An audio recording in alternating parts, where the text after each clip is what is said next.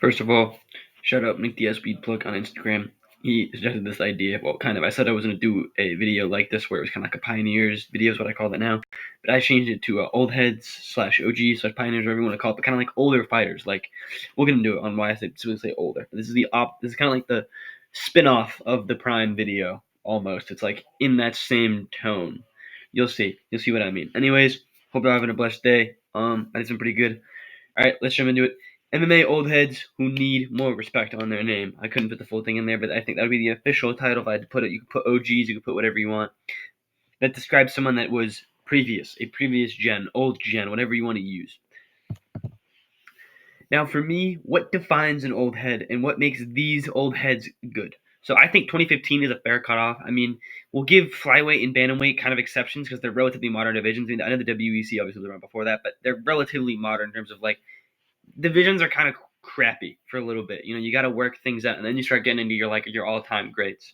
I mean, just look at like light heavyweight, what it became in the UFC, or middleweight. They call it light heavyweight 205. Like the 205 in the UFC. You know, even like middleweight. There's some weird runs down there, but you get me. You gotta wait a little bit of generations. Now, generally, the rule, like I said, is 2015. Some of these guys have had whole careers before then. Some of them had primes before then. You'll see there's some guys that are like, maybe you could argue modern, maybe on the cusp, but I don't really know. Now, these old heads have pioneership in MMA, though. They're some of the first to do this, first to do that, most this, most that. Their names are scattered in the record books. So we got to be respectful here. I know they'd probably be bums in one championship. There's going to be that one comment where it's like, this guy would be a bum in one championship today. Because there's always that one new gen fan. I'm a new gen fan as well. I don't know why I'm saying it like that. I'm attacking my own. I was gonna play a character for this video, but I just chose to scrap it and be myself, be authentic. But we have to they were climbing the best of their era. I might use some modern day examples to like kind of put in our heads what this guy was like to the old heads. Or just listen to the Joe Rogan podcast, honestly, because Joe Rogan, I think, encapsulates this attitude of like looking back on old fighters with a modern lens beautifully. It's like they may not be the best today, but in their time they were like unmatched. They were the best. Now, like I said, I feel like modern MMA fans kind of look down upon them, and we need to give them their respect. So let's jump into it. I've already yapped too much. Heavyweight, Randy Couture. Two things, Mr. Couture, if you watch this video, thank you for your service. That's a big value of mine. Gotta thank your veterans. Second thing, this goes to show you the quality of his character. The man never took a photo with the two belts like McGregor posed. I know it's pre-McGregor, but he never took that photo. Even GSP took that photo. I'm surprised he didn't go back and say, "Hey, honey, let's take the picture." You know. But great fighter, phenomenal grappler, great wrestling, obviously, illustrious Greco-Roman background. His clinch work was great. His cardio was good. He was a pretty decent striker as well to add on to it. Very well balanced. I wouldn't say he's one of the first MMA fighters because he kind of had a lean to wrestling and the clinch work and grappling, but still very well balanced. Two division champion, obviously with three title defenses. Now, this one impresses me, man. 58% finishing rate in 30 fights, considering his size at heavyweight and then eventually what his age got to. Like, that's really good for an old man, in quotes. Now the cons, he has 11 losses, but you're gonna see it's kind of a running theme in this video. You'll see. He avenged one of them, which I believe was the Vitor Belfort one. I don't have my notes. I probably should do that, but the man has an infinite title shot glitch. He's had 15 title fights. That's like half his career. Legit, our title fights with a 63% win rate, which to me is kind of absurd, but I probably should look at it given in more context. But still, it's infinite title shot glitch, bro. Like, chill out. At least like GSP and John are like, yeah, these are undoubtedly some of the greatest mixed martial artists of all time. At least they're up there. Randy Couture just like kind of the odd one out in the list, but it's okay. He's still pretty good, but compared to the other names. Now, speaking of other names, I really feel like we should have given shout outs to someone more like a Bass Rutten or like a Pedro Hizo. It's my other Orlovsky accent. It was terrible. I asked him his toughest opponent on IG, and that's what he said it was, which is surprising considering he fought Fedor. Frank Mir, even, but I know Frank Mir is very unlikable for a lot of people, me included. Mark Coleman, and then speaking of the man himself, Andrei Orlovsky. I'm a big fan of his for a lot of reasons, but I don't know, I feel like we need to, it's not an Orlovsky video, shut up. Now, something I want to do to put in resume for people, at least start going forward in these videos, but Couture's resume are Vitor Belfort twice, Vitor Belfort twice, Pedro Hizo twice, he beat Kevin Randleman, Maurice Smith, a Hall of Famer, Chuck Liddell, Tito Ortiz, Mark Coleman, and Gabriel Gonzaga, who's got some pretty solid wins. I don't know if he's not the best, but speaking of Chuck Liddell, light heavyweight, I was going to do Tito. I was very impressed. I was like, wow, Tito is like, I know, like, Now he's a bum, but like in context, Tito was good. I didn't realize Tito was that good. I know I was watching the Chuck and Tito documentary, and they were talking about Tito was the man, but I was like, nah, they're just blazing Tito because it's in retrospect. But nah, Tito was that good. But Chuck beat him twice, so I don't even count the third fight. Let's not talk about that. But Chuck, very interesting one because we obviously know what happened to Chuck, but let's just act like we are in the prime Chuck Liddell days again. I mean, great striking, very unorthodox style, but it works. Phenomenal chin. You couldn't crack the man even if you tried. I mean, there was one guy that did, but other than that, that's a one-off occurrence. Man was relentless. He would just stand there and just like, I want you to hit me. I want to go to war. I want to get CTE. Give it to me, please. Bam, bam, bam, bam, bam. Throwing these looping wild hooks, these crazy straight back to back to back. I mean, he broke down the finishing sequence against Tito on the Jackson podcast. He's like, I threw 23 strikes, but what if 8 of them have power? I'm like, you repeat that sentence to yourself, brother. 23 strikes? 23 is like, that's like a whole round. That's enough, brother. That's enough. That's just in one exchange, not even the whole round. I also think his grappling was pretty underrated. I mean, he didn't really use it, but solid wrestling background. We can not as good as Randy Couture. We can get into that. Chuck was champion, 4 title defenses. The guy's the boogeyman. Like I said, relentless output. He just ran face first into the fire. He was diving in. Wasn't shying away from barn burners. He wanted violence, and he got it, man. I mean, 67% finishing rate. Had some great wars. Chuck got it, but on the flip side, Chuck also got it, and that's what we're getting to. The 9 losses. I mean, he avenged the Couture loss. I guess we can make it 7. I mean, does Tito really count? Because it's 2-1, and Tito fought him like generational beef, like way too far after the fact. But still, I mean, the man's medically retired. Like the U, like Dana, it's one of the few cases where Dana goes, "Yeah, dude, you have to quit." And Dana's all for like giving him another shot, giving him another shot. I mean, look what he's doing with Tony Ferguson. But he's like, "Nah, bro, you have to quit. I can't watch this anymore." So that's just something. And now, well, I feel like he's kind of losing respect amongst the youngins. He's kind of turning into Uncle Rico. I mean, he's like, in my prime, I would have beat. That's a terrible Chocolate impression. I have no idea. It was okay. He's got the little gravelly a little bit, but like the man genuinely thinks that in his prime against current Alex Pereira, he would just destroy him. But Alex Pereira would calf kick him once and he'd be rolling on the floor. Sorry, Chuck Liddell. The John Jones one, maybe, but again, I think the same thing with John Jones. John Jones would pull some modern technique on him and just destroy him. But if we had like the young John Jones against the prime Chuck Liddell, that's a different story. Like they didn't overlap, but they were close enough.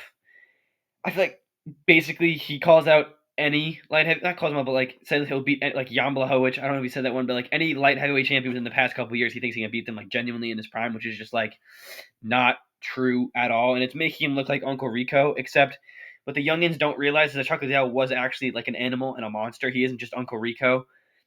I thought that's the issue. We'll get into this, but a lot of youngins are like they know they're good, but they don't like they watch the fights on Instagram Reels, so they don't want to like go and actually pull up the YouTube and like sit down and watch like a Chuck Liddell fight. I mean, I watched Chuck against Randy. You know it's his loss, but it still was a phenomenal fight. It's on the Chuck.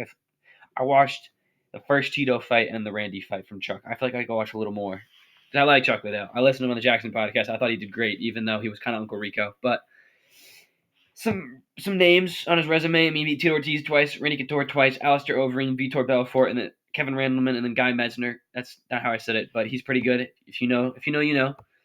Guy Mesger. There you go. If you know, you know. Now, I'm gonna get a little passionate here, run through this, but I am so annoyed with the Rich Franklin hate, bro. It is for no reason. It drives me nuts. I don't get it. He's like been casted off by everyone from the all-time greats list. No one talks about him. He's just like been lost in the archives completely. I mean, he was literally the guy at middleweight. You can go back and listen to how they talk about him. They were like, "This is the guy. This is like the goat." I don't know if this is the goat. Like this is like the guy. He was like the man at middleweight. Like no one. Like there's no one like Rich Franklin in his time. I mean, everyone goes, "Oh, he was a math teacher, huh?" But that math teacher whooped Chuck Liddell, whooped Kim Shamrock, whooped Evan Tanner twice, and I'm not as passionate about this one, but he also went to a decision with Vanderlei Silva. So this was a math teacher that was very technically sound, very fundamental southpaw, good straights, solid grappling, good cardio. He was really good, man. Champion 2,000 defenses because he ran into Prime Anderson Silva, and this is where it goes back to a math teacher with an 86% finishing rate in 37 fights, 20 knockouts, just for other number, 20 knockouts. Now, he lost 7 times. He kind of got phased out, as that happens in MMA, because, let's be honest, I'm glazing him right now, but he wasn't the best striker, all-time striker, but in his time, he was a good striker. I mean, there's some other good names to put here at middleweight. I would say Dan Henderson, Vanderlei Silva, Chael Sonnen, and then Evan Tanner comes to mind, but this guy beat Tanner twice. Also, Chael never won a belt. It's hard to say that. And then Vanderlei, just steroids, pride, all that. I have my own pride video, and I might do like a going like revisiting Pride video or something. I love Pride, but I would try to do with the Pride guys in their own video. I want to stick to mostly to the UFC and like WEC ish. So Rich Franklin is my middleweight. All right, everybody. Matt Hughes. Now let me jump right into my notes here. Matt Hughes, man, great fighter. I don't know why I turned GSP there. Matt Hughes, man, I don't know why I did that, but phenomenal wrestling. I mean, I feel like he's one of the first guys on like the tour that showed us like, yeah, no, wrestling is the martial art. I know it was like the Hoist Gracie Jiu-Jitsu at the time, but like, no, wrestling is the martial art. Wrestling at its highest level is what dethrones champions, is what makes long-reigning champions. Wrestling at the highest level. All I can think of off the top of my head are like Izzy, Alex Pereira, Anderson Silva are the only champions off the top of my head. There's you can pull some guys out that don't have like these that have like good to high level elite like phenomenal wrestling in that range, you know. On the flip side, you can think of so many champions that were just that, were just good to elite, phenomenal, whatever word you want to use, high level wrestling. Anyways, don't sleep on Matt Hughes. His whole game though, his jiu-jitsu was good, man. His jiu-jitsu was very solid. I mean, some of the BJ Penn fights I feel like shows jiu-jitsu was solid. I mean, BJ Penn is phenomenal jiu-jitsu athlete as well, but we'll get into glazing Mr. Penn soon. But good boxing. I mean, Hughes was kind of one of the first guys I feel like to be very well balanced, not have like a necessarily weakness. You could argue he was a boxer, but he's really a wrestler. You could argue he was a wrestler. You know, you could argue whatever his style is.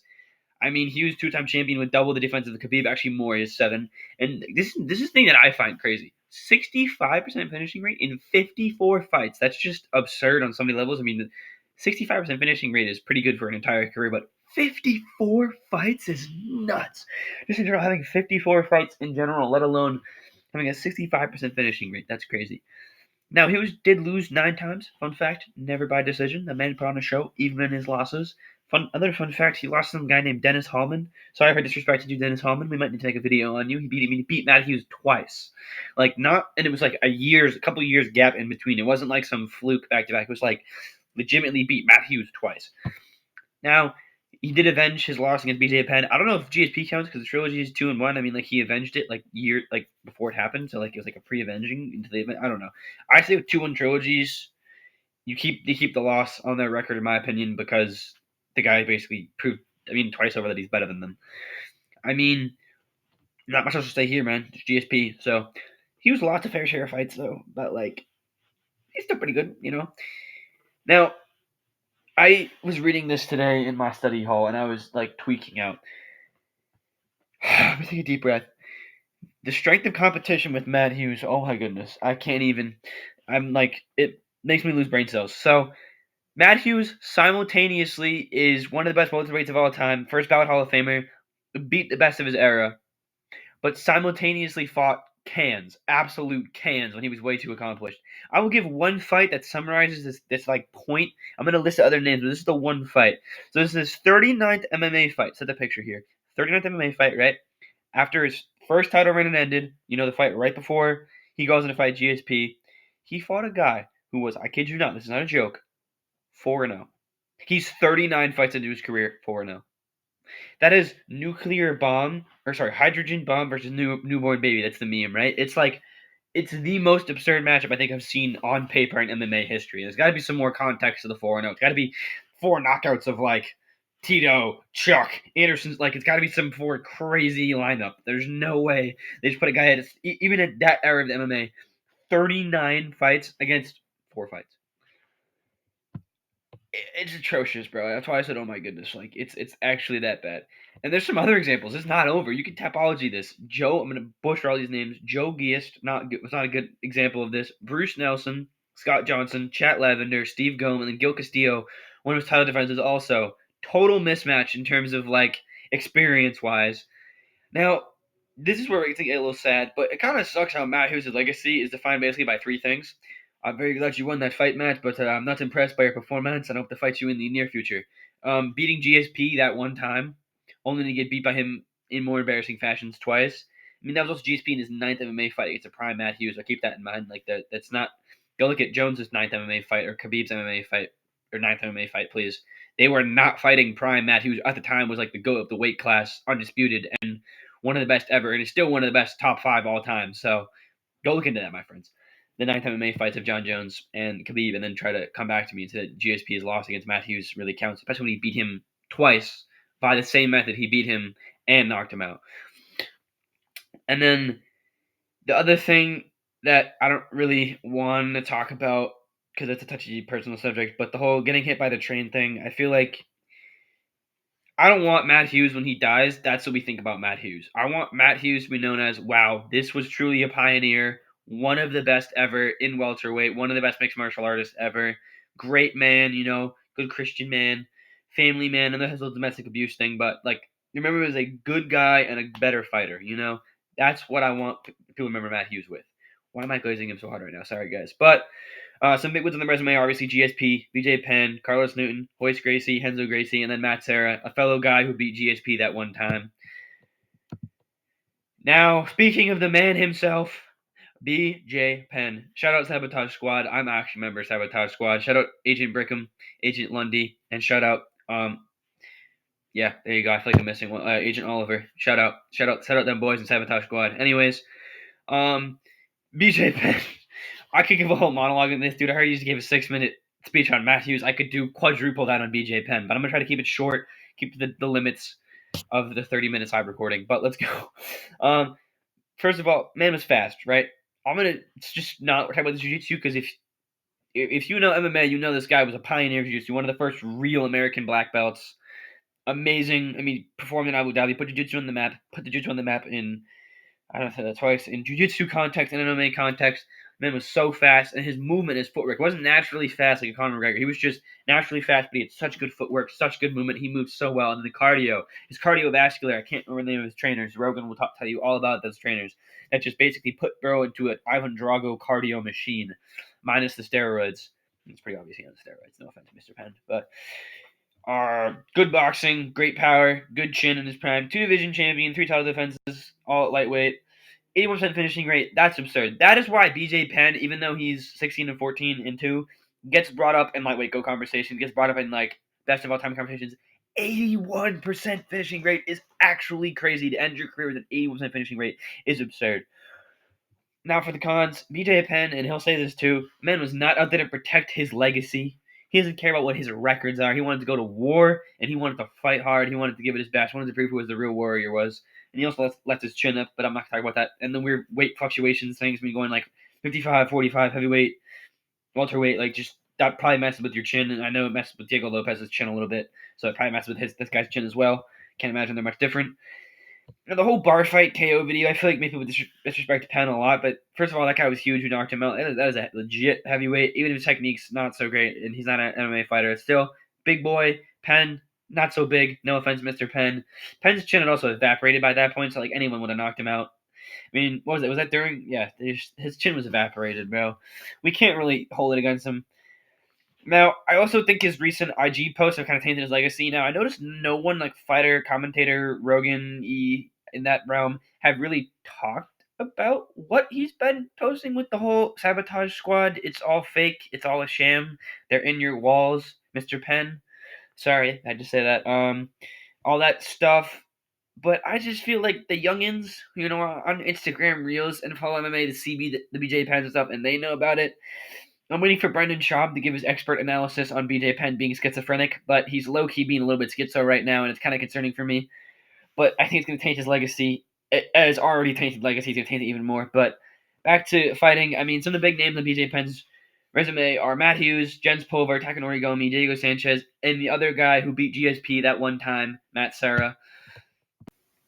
Mike Brown. Now, this is an interesting one. When you say Mike Brown, there are 3 responses. Who? Oh, yeah, Poirier's head coach. Or Poirier's coach, rather. Or, yeah, Mike Brown. What about him? You either get, like, the casual, the semi in there, and then, like, the expert, like, the old head, like, yeah, Mike Brown. What about him?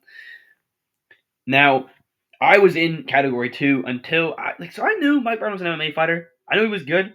Like, I heard he was a WEC champion, but I didn't know Mike Brown was actually this good, bro. Mike Brown was a pioneer, man. I mean, he basically, not through his own career, but he basically retired. When he got to the UFC, he was like, could have stuck around, could have injuries. He basically made the wiser decision and retired and tried to become a coach to gain wealth and all that stuff and longevity. We'll get into that. But good fighter, man. Great grappler. Very good wrestling. The wrestling was like top tier. Jiu-jitsu as well, on point. cardio to go with it. His striking defense was very good, man. Like his hands were always up. He was clean. Didn't get hit hard. Like it was pretty good. Boxing as well was pretty solid. But he was more of like kind of a well-rounded guy with a slightly into the wrestling. You'll kind of see it. You're gonna see a pattern here. WEC champion back in the blue WEC cage with 2 title defenses, which we'll get into those title defenses. So pretty good names. He's definitely the inspiration for this video. I mean, he's a guy like him just kind of got lost in the archives.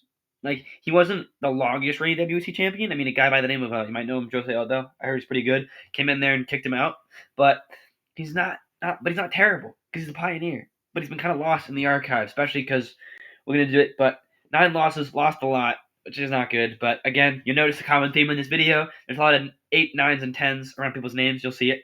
There's not a lot of like 5 and 4s, but it's you know, that's how it goes. I think it's working American Top Team. People forget, man. That's what Guru says, right? Like, we really forgot that Mike Brown was a legit, one of the baddest 145ers at the time. You know, he was legit, one of the baddest men on the planet at 145 pounds, maybe even the baddest, when he became a champion with title defenses in WEC, which some of them, I think some of the WBC records carry over to the UFC, so technically he has 2 UFC title defenses, which is pretty cool. But, you know, pretty solid resume there. But it's just he's working American Top Team to kind of overshadow the whole thing because again, we know him more as like Poirier's coach, Harrison's head coach, Sarukian's head coach, Colby's head coach. I think so, right? Yeah, Colby's head coach because he's a Florida kid. But and then this is kind of my con. I feel like Jose Aldo should low key be in here, but Aldo did beat him. But Aldo's active right now, so I try to stay away from any of the guys that are active. Dominic Cruz, but anyone like that that's like maybe active or in a limbo, I tried to like stay away and just talk about guys that are like truly pioneers and like lost in the archives. Now, Mike Brown's resume isn't impressive. I kind of rate him super high off the fact that the man knocked out a prime Uriah Faber. Like, you look at Uriah Faber now, like as a casual, and be like, yeah, he's okay. But you look at prime Uriah Faber, you're like, dude, that man is legit. That man was good, dude. He was a pioneer once again. Low key, Uriah Faber should have been here, but he beat Uriah Faber. And I want to talk about Mike Brown. It's just a cool niche name I can pull out of my butt, you know. But he beat Uriah Faber twice, knocked him out, which is pretty good. Daniel Pineda is also pretty solid. And Jeff Caron had a pretty solid looking. I mean, he's in WEC, pretty solid looking record. So doesn't look horrible. I don't know much about Jeff Caron. Sorry, Jeff Caron, and to the Jeff Caron fans in the comment section. But this little joke I had in my head, I don't know if he has kids, but I feel like low-key Mike Brown has kids. Like, if he does, right? And he has his WEC belts put in, like, different rooms around the house. Like, when they start acting up, he just points on the wall and be like, I'll beat you up, bro. I'm a WEC world champion. I knocked out Uriah Faber. Now go do your homework, you know, stuff like that. I feel like he'd be the type of guy to do that. But bantamweight, Eddie Wineland. This is a very interesting one. Very good fighter, I would say. Pretty good, very good. I mean, for what he is, not like all time very good. No offense, Mr. Eddie Wineland, but like for what he is, great boxing, footwork super unique, very unique style overall. Like the low hands, it kind of reminded me. Can I be a little cuckoo and say like Anderson Silva or like Prince Nassim? Maybe a little bit of like a slower Dominic Cruz, a little bit Dominic Cruz, like you know what I mean. Now, I tried to do Dominic Cruz because he's in a limbo/active, but the 135er without him in the Pioneer category is very much of a barren wasteland. I mean, Scott Jorgensen, right? That's his name. Also could be thought of. I mean, Benavidez, but spoiler alert, Benavidez is the flyweight because I need to put a flyweight down there. But there's not much else, man. So I mean, it got so bad. I was gonna put Frankie Edgar as a 135er as a cop out because I wanted to mention Frankie Edgar, but I feel like I make my own video on Frankie Edgar, just literally Frankie Edgar by himself because I got to get into this man. I like him, but I want to learn how to love him because people love Frankie Edgar, and I want to be in that category. You know, he seems like a guy I would like. Nice New Jersey kid, you know. Anyways, Vineland. Yeah, we already talked about the boxing, talked about all that. It was an inaugural WEC champion. No defenses. Something I guess. I mean, he's got a belt in his home, so congratulations, brother. 60. It's a 3. Sorry, I'm looking at my notes versus the slideshow. 60% finishing rate in. Well, it's 31 fights. I can't read apparently. Yeah, that's impressive, dude. I mean, especially because for what he is, but we'll get into what he is later on. But very good finishing rate, champion. Now for the cons, who are we gonna do it? 6 losses, maybe the O'Malley one. I mean, a lot of youngins just think Eddie was just some bum who kept his hands down and got knocked out by Sean O'Malley and got knocked out a lot. But no, Eddie Wineland was a legit dude. I mean, as Poirier says, cutting teeth in the UFC. This guy was cutting teeth in WEC. I think that means, like, you aren't the worst, you're not the best, you're not a contender, You're not a champion, but you're like somewhere in the range. You're good. Like, put your name in the newspaper. You're good. Like, he was cutting teeth with a lot of knockout power, and I think that's really what kind of he is. I wouldn't say he's really an all-time great or like he's going to be top 10 on anybody's lists, but he was a good teeth cutter, solid mixed martial artist, solid boxer, crazy knockout power, and that's what he did, man. He just went put people to sleep, stuck around, cut teeth, and that's what worked. Now the real fault of this whole project is not having Dominic Cruz, but I intentionally kept him off the list. But that's not really Eddie Wineland's fault. Eddie Wineland's fault is he just wasn't like nothing jumps out at the page about Eddie Wineland other than like obviously the power and the knockouts. Now Joseph Benavidez. First of all, get you a woman who loves you like Megan O'Leary loves Joseph Benavidez, or Uriah Faber loves you like he loves Joseph Benavidez. I was reading his like Laws of Power by for MMA/Life book, and the man talked about Benavidez for like 3 straight chapters, and then when we're done with the Benavidez chapters, he talked about him again. Like, bro, Benavidez is not your husband, bro. Chill out. Anyways, Benavidez, good fighter, man. Very well balanced. I mean, Joe Jiu Jitsu is his Instagram, so solid Jiu Jitsu. Muay Thai, Dwayne, right? Dwayne was his name. Can't remember his name. TJ Dillashaw's coach of Colorado. Good Muay Thai, good Jiu Jitsu. Now that I'm right home about, super well balanced. I mean, my big thing, man got 5 title shots. It's very hard to do. A lot of guys only get 2 in their career. He got 5. So 4 at flyweight, 1 at bantamweight. I mean, he gets figure 8 also as champion. Pretty good. Now, this one impressed me the most. 61% finishing rate in 36 fights, especially when it's relatively evenly split between KOs and subs. It shows you how well-rounded and how dangerous Benavidez actually was. Now, for me, I feel like it's kind of like Kevin Leroney of MMA, where he's the guy who has it all, just put it in the work, but he just can't put it all together. He just seems to come up short. I mean, other than like Sergio Pettis in his last fight against Askarov, he's losing all-time greats like Figueiredo, all-time great, top 3 flyweight of all time in my opinion.